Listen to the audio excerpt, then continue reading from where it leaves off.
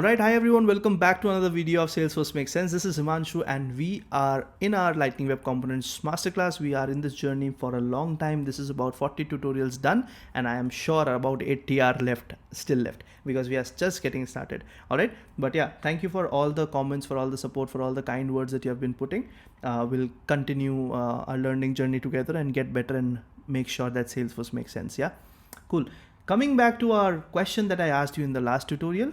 Can you create an LWC component without an HTML file? I'm going to give it a try. Let's go ahead and say delete, or let me just do this. Let's not delete this one. Let's try to create a new one.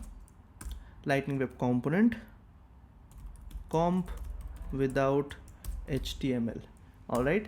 And I'm going to create it and I'm going to get rid of my HTML file and I'll say delete. Move to trash, and I want to now deploy my comp without HTML, which does not have the HTML file, right? So if you notice, it has been created and it is a valid LWC file, right? And where would you really use it? You would use it for doing any kind of background processing if needed. This is more like a workaround wherein you don't have anything to show to the end user, but you want that component to stay there in case for any requirement. You never know. Okay. So the answer is yes, you can create a LWC component without an HTML file. Perfect. Jumping into our new tutorial, into our new concept, understanding the basic schema of each file. Now you'll say, Himanshu, you are so much into basics and foundations. See, I have to do that because this is the crux. This is important. This is needed. And you can tell me not to do this, directly jump into promises and events and dispatches. I'm not going to do that because I want you to understand the foundation first and slowly and gradually build your personality around LWC. It's very important for me that you understand everything that you write, and it is very important for you to be able to make sense of everything that you write, or else you have AI, you have ChatGPT and everything, but you might still struggle at your job, right? Because you do not know how to connect the dots. And that's why I'm here, and that's why this topic.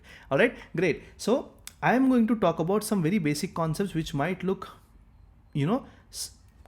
skippable, as in, let's not discuss it, but let's talk about it. All right. So understanding the basic schema of each file. Now, when I say each file, you understand that we have a set of files that we created. To quickly, summarize or recall, we have HTML, right? We have JavaScript files, we have meta files, we have CSS files and all of that stuff. Correct? Now each file has its own basic schema. All right, that basic schema is nothing but the markup or the way you have to ensure that you are writing that code, or else the LWC will basically not render. That's the simple thing. All right, the very first thing in the HTML file that you noticed is the template tag. The template tag. All right. Now, before jumping here, let's do this. Let's go back here and let's kind of click on edit page. Let me see if I can.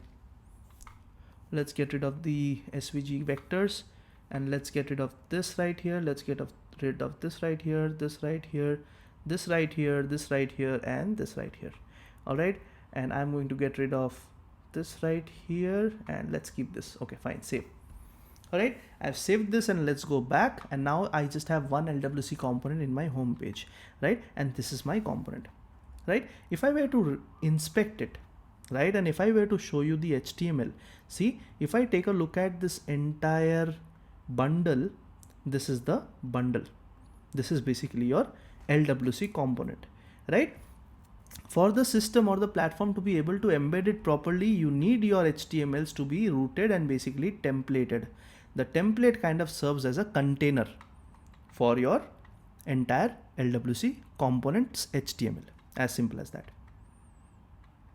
Okay, this is basically template binding that you are doing. Just understand that this is the template binding you are doing, which is ensuring that the root, or basically the parent, basically the grandparents parent, whatever is in the top is going to be template. You cannot write anything here. It is all going to be messed up.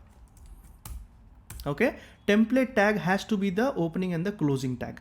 And in HTML, you have tags. All right. For people who don't know, you have tags and you have opening and closing tags in most of the cases. All right. So you start with template, you end with template, and whatever you write inside is your HTML content for your LWC. Make sense? Perfect. Let's move on to JS. All right. Now in JS, what you have is, if you notice, whenever we create a component, right, what happens really is basically this stuff gets created, not this bit right here. We created this, but this import command comes, this export command comes, and that's how the JS file is formed. All right. Now, if you take a pause and if you think of how this has been written, you would see a lot of things in just these two lines. Let me get rid of this for now. This is how the stub looks like when it is created. All right. And this has a lot of information here. The first thing is that the bundle showcase is in sentence case, right? B and S is capital because this is the JavaScript class name inside which you are going to do all your powerful operations and automations. This is where you are going to write all your code inside this bracket, inside this block. That's the name of the class. The class has this export default tag by default, and that is required. You cannot mess with this as well. All right, that's how you define a class. How do you define a method in Salesforce? In Apex, you do public static void handle ABC, correct? You have your identifiers, you have your static non-static references, you have the return type, and you have the method name. Similarly, JavaScript classes also have the export default and the class keyword. You see these all three are blue, and then the class name.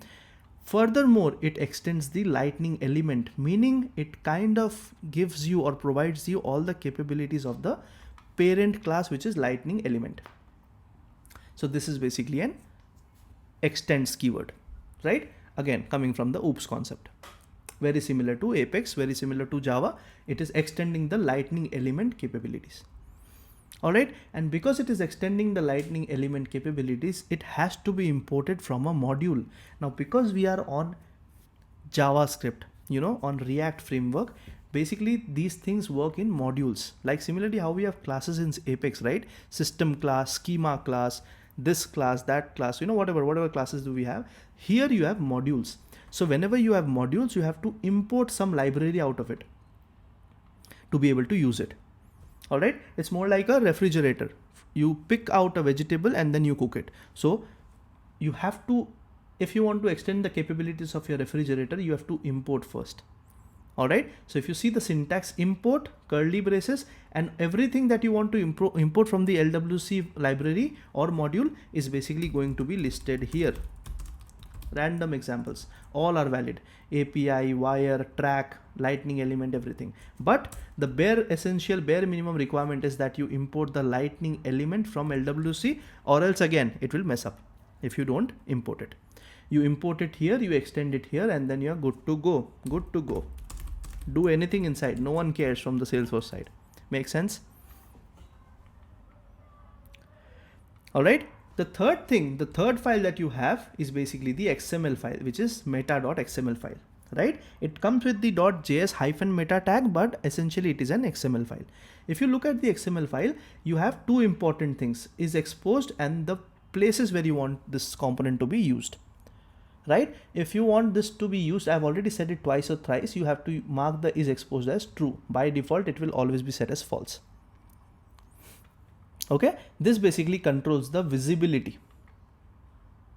All right, and then you can actually define targets as in where you want your component to be used and placed. For example, you don't want to put lemon inside your milk, right?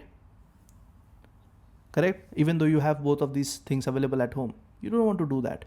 That would mess up your milk. So you have to ensure that your targets are clear, that these two things should not go together. Similarly, an LWC component might be made for a record page, but not for a home page or a community page. You ensure that no one drops or embeds that component by mistake because you've made it available. Don't make it available. Make it available only for the targets that you want the component to be used in. That means when you look at the component here, this is a home page, right? And if you look at this section, it is only allowing you to drop the component because the target defined says, yes, my component is exposed for a lightning home page. and this value is a predefined value. I can type more values here and they will automatically populate. As soon as I type lightning, see, you can embed and drop your, basically create a target for your LWC for all of these possible options. Everything is here. Community, experiences, portals, tabs, quick action, flows, a lot of stuff, anything, any and everything, whatever you can imagine, it is possible. Nothing like, not required or not possible.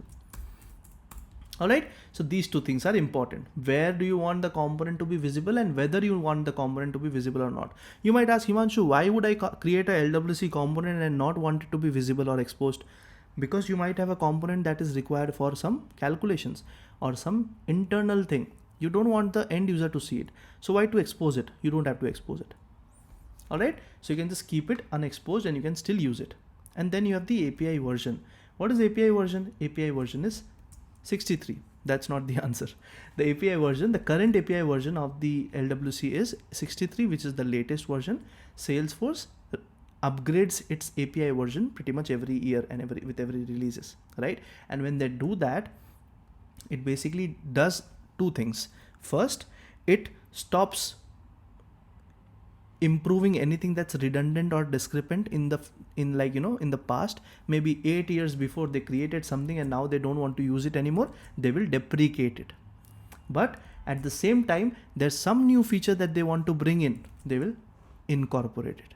So you always hear, right, from API version 61 and above, this feature is available. From API version 45 and above, you can use ICU local and all of that stuff. So it is all associated to the releases of Salesforce. It is associated to what is possible, what is not possible, what is deprecated, what is new, what is in beta phase, what is in generally available phase. So all of that discussion revolves around API versions of every metadata. Every metadata has API version, right? Similarly, my iPhone has a metadata, iOS version, right? You buy a specific kind of an iPhone, you buy a specific kind of a laptop, you buy a specific kind of a watch, everything gets updated, it gets upgraded. And whenever things are upgraded, things that do not work for the business or for the software are deprecated. Same concept here. Makes sense? All right, so that's the XML file right here, and that's the crux of it. Right now, if I were to try to mess any of this up, I've just noted it down so that I do it. So I'm going to just say false here. Save, deploy. What will happen? Now the bundle will not be available for me to. What happened? You see, if I try to deploy, what happened? It's not letting me deploy. If I try to deploy again, it's not letting me deploy. So some deployment errors are coming. It's not letting me deploy. All right. But if I were to remove my targets and now let me try deploying, deploy this source to org. I don't want it to be visible. It's still failing. Why? Because I have actually used it in a page, right? If I remove it from here, it will allow me to deploy with the false file. Because there's a reference that exists, it wants me to clear it first. So I am going to say delete, save. The page is saved. Now let's try to deploy. Deployed fine. See, deployed fine. But now I want you to tell me, see, right now I have not refreshed the page, so the bundle showcase is showing. I'll say refresh. And now let's see, where is bundle showcase? It's not there. Why? Because it is not exposed for the public. Right? So I'm going to say, okay, fine, expose it. Deploy. All right, let me mess this up. I don't want home page. I said that this should be for app page and record page. And if I say deploy, this will only be available for app and record pages and not home pages. Make sense? Let's wait for it to deploy. So if I refresh, I'm seeing the bundle showcase available. I think it has not been deployed yet. Let's wait. Or maybe because it is an app page, it is allowing me. Let's see. Okay, this is deployed. Refresh. Yeah, it's not visible now. Right? So because I removed the home page target, it is not visible. I messed that up. Now I'm fixing it. I do not import the lightning element and I say deploy. Deployment failed. Invalid import, bare imports are not allowed. please use named imports like import lightning element. Very clear and very rude, telling us please do this. Okay, don't mess this up. Very clear in the statement, or else JavaScript will not tell you much things, but here it is telling you to exactly do. Deployed fine. I'll get rid of the default class. I'll say export class deploy. Deployed fine, but this might not work. All right, I'm going to say deploy. I'm going to say default. I'm not going to say export. It is anyway showing me the red color. I'll say deploy. It will not deploy in this case. All right, what is it saying? It is saying parsing error, unexpected token. It is not even able to understand that you have defined a class. All right, what if I don't extend lightning element? Let's say deploy. Might get deployed, but it will not have the capabilities. So if I just refresh, it will not have the capabilities of what I want to do inside it using LWC. So if I say bundle showcase, I put it here, save. What do I have in my HTML? See, the content is not visible. It's not available. What is this? This is something else. I'll get rid of it. What is this? This is my bundle showcase. I'll just say save. Done. I'll go back. Nothing is visible. Nothing is visible. So the capabilities are gone, right? The powers that it gets from lightning element extension is gone. And if you get it back and you don't mess it up, and you get this back again and you deploy, refresh. I might have to refresh and maybe redeploy. Let's see. Okay, it's failing because I need to declare the name here.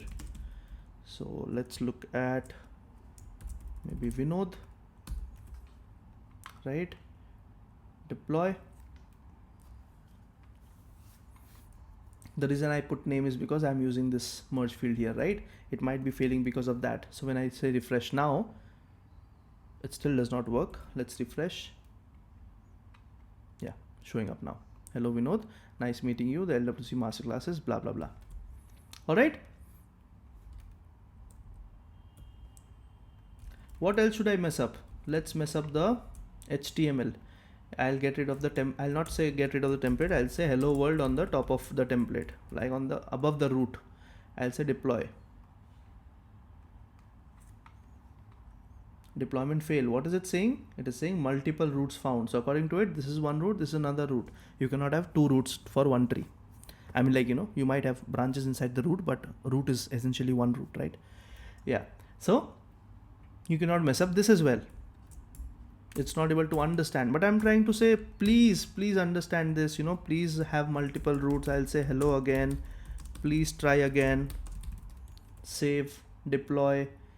Let's see if it, skips my error for the second time. Never, it will not do that. The compiler is very strong.